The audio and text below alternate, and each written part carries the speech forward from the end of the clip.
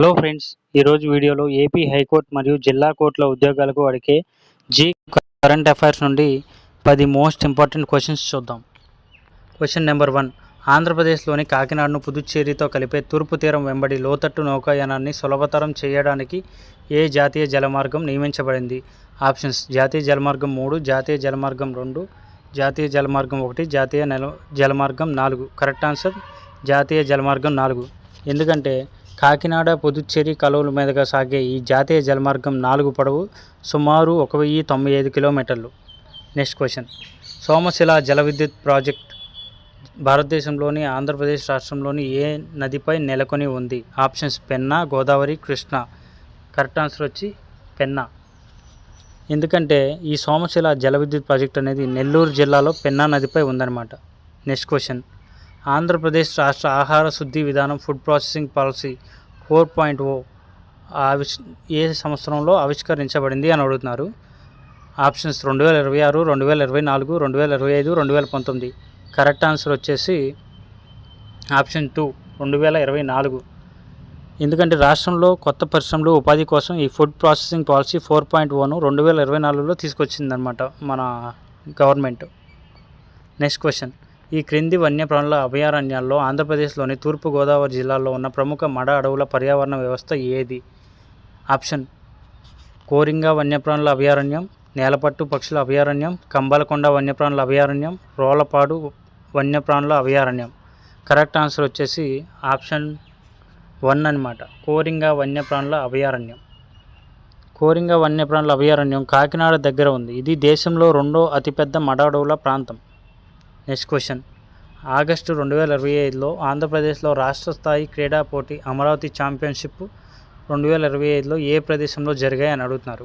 Options: Guntur, Kurnool, Tirupati, Nellore.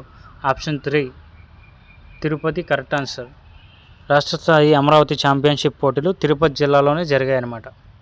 Next question. ఆంధ్రప్రదేశ్లోని నాగార్జునకొండ ప్రధానంగా దేనికి ప్రసిద్ధి చెందింది అని అడుగుతున్నారు.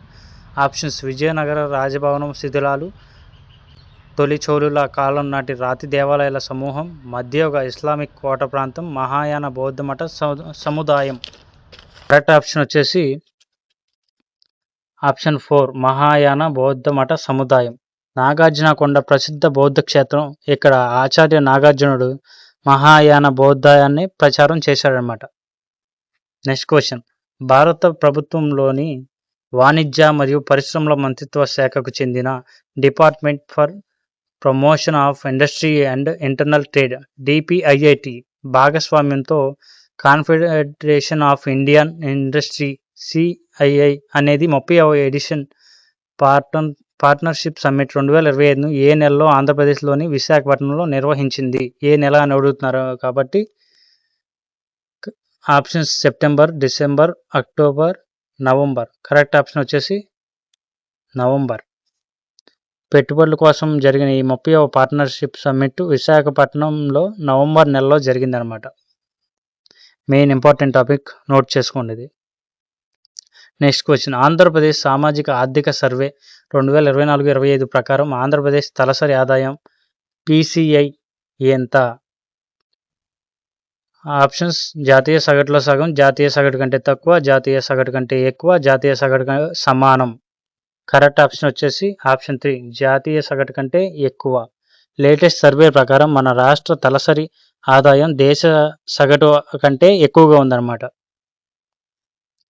Next question. భారతదేశంలో బ్రిటిష్ వారికి వ్యతిరేకంగా జరిగిన అత్యంత తీవ్రమైన తిరుగుబాటులో ఒకటైన విరోచిత రంప తిరుగుబాటుకు నాయకత్వం వహించినది ఎవరు? Options: Alluri Sitaramaraju, Kanneganti Hanumanthu, Potti Sriramulu, Komaram Bheem. Correct answer వచ్చి అల్లూరి సీతారామరాజు. మనకి రంపచోడవరం అనగానే అల్లూరి సీతారామరాజు అని గుర్తొచ్చేయాలన్నమాట. 1922లో మన్యం రంప తిరుగుబాటు విప్లవ వీరుడు అల్లూరి సీతారామరాజు నాయకత్వం వహించారు. Next question. కింది వాటిలో స్వచ్ఛ సర్వేక్షణ్ 2024లో సూపర్ స్వచ్ఛ లీగ్లో చేర్చబడిన నగరం ఏది? Options: Visakhapatnam, Nellore, Kakinada, Guntur. Option 4 correct answer అన్నమాట, గుంటూరు.